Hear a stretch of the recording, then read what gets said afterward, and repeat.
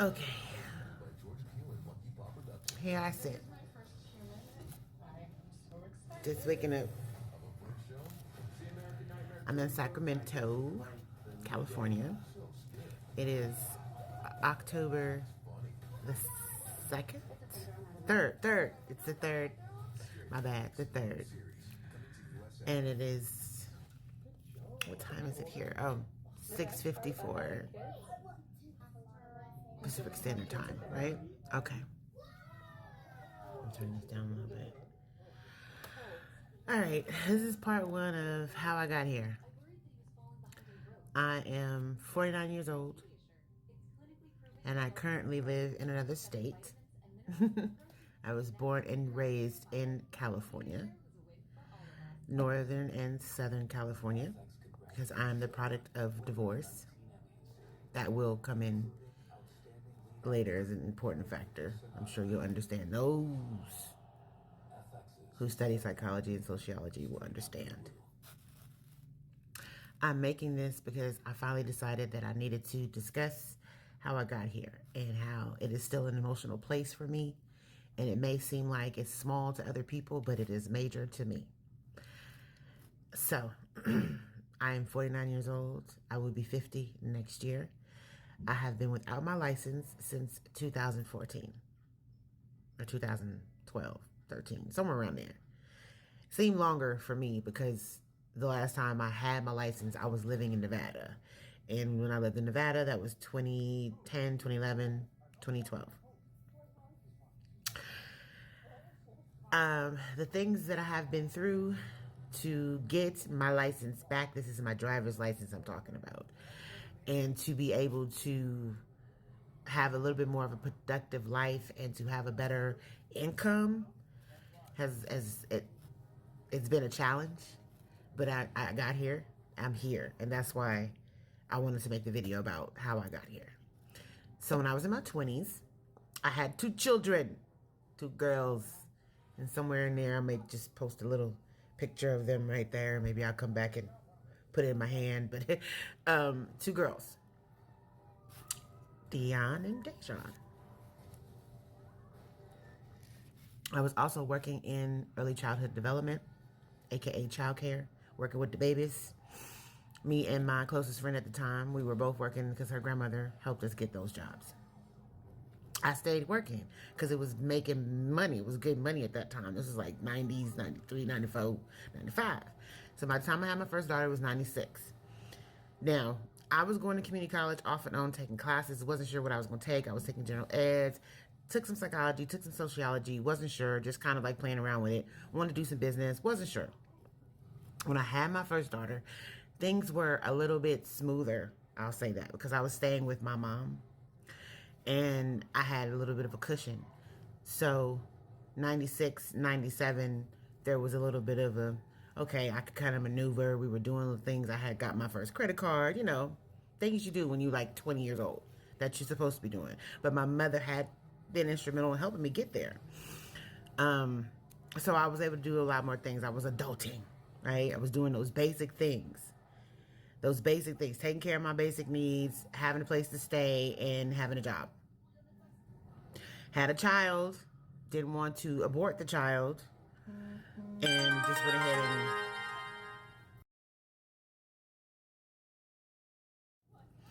went ahead and did those things. So anyway, to catch you up to base, by the time I had my second child, I was living on my own in public housing with her father, and we were, I always call it playing house, but we didn't understand it. He didn't really have a lot of understanding of it, and I kind of understood it, but then you remember my parents divorced. So we were doing the best we could, but I still feel like we were playing house. So during that time, during the late 90s, we are in our 20s. I'm 21, 22. He's 20, 20-ish, 21. And we will go ahead and have a child. Okay. And I won't go into specifics about how we got that child because I was literally on the fence about my child. She knows this. She is my heart to this day. She's my breath to this day. However, she knew I was struggling with having a child, the second one, considering that the first one was like, all right, that should be enough. You know what I mean? And then you hear your mom in the background, well, she do need a playmate. And then those things get, the influence is there. So I go ahead and have the second child. I'm not aware of the things that are going to happen after that, but I feel something, and I can feel it when I'm pregnant with her. But it has nothing to do with her. It's just I feel, like there's something in the back, like there's some. I don't want to say the word doom, but doom. I felt it. So I'll go ahead and have her. Now me and him, we start fighting, and it's crazy. And he do the one thing that I hoped he would not do, which was take his child and say, "This is my child." And make the other child, my oldest child, that who's not his child biologically, feel like she wasn't as important. That's exactly what happened. So I guess I want to say there was a precursor to that event. I don't remember if it was a dream or something, but something was telling me it was going to get bad, and it did. So we proceeded to go through the ins and outs, and he staying out all night, and he was hustling his little shrugs, and I decided to hurt him and myself in the process, I guess, by taking those shrugs. And these was not the plant ones, the gardening ones, not those, because that's not the problem. It was the other one, the one that was still rocking in the 90s. And that's when it kind of went spiraling down. So I lunged into an addiction for about 5 years. During that time, my sister, who had no kids, my older sister don't have no kids. So my sister, who's about 5 years older than me, I'll just refer to her as the middle, even though we are all separate. And I learned later on that separation is the reason why we're not so close, because that age gap made a huge difference. Very much so. Which is why I try to make sure my kids are like 2 years apart, because I was like, at least y'all be close. Even if y'all don't get close to later on in your life, y'all be close in age. You know what I mean? But me and her are 5 and 10 years apart, so it's a little bit of a difference. So to speed it up a little bit, I was struggling trying to take care of both, and I knew it because I really was just kind of giving it up. I was numbing myself. I didn't know what was going on. I didn't have a lot of friends coming around because they didn't like him, baby daddy. They didn't want to be around baby daddy. He was doing a few things that was kind of off the hook anyway. He was always out in the streets on top of having a job, but he was also out in the streets.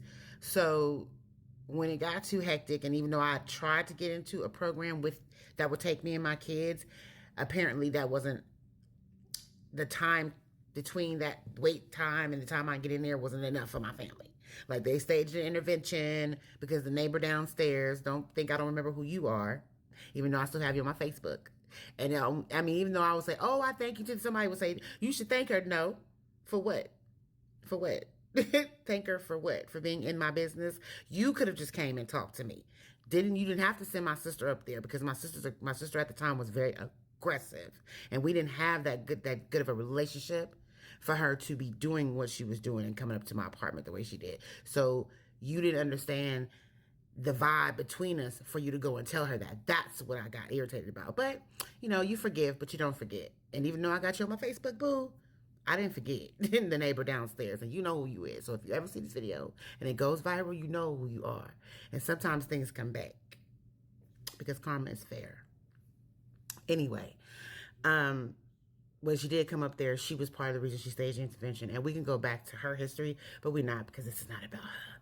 This is not my sister. This is not about my sister.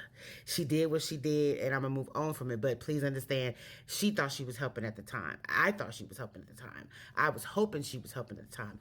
Unbeknownst to myself, when I gave her that temporary custody, that I know it was going to put me in such a financial state that I'd be low-key struggling unnecessarily for 5 or 10 years longer than I needed to. Because, okay, the first 5 or 10 years, okay, but the next 5 or 10 years, bitch, really, it didn't need to happen, because one, you could just gave my kid back, or at least had a better visitation with her, so child support would have been modified, but you didn't do that. You could have at least told them, hey, she's moved on, she's out of the programs and institutions, but you didn't do that. I had to fight for myself, and then when I did fight for myself, people got attitudes, because, oh, she's smart enough to know she could send a letter to child support and tell them, bitch, I'm in a, jail, and I'm in a program taking care of my business. So when child support knows you're not doing your part in California, they take and suspend your license. And that is what happened to me in my 20s. And this is the first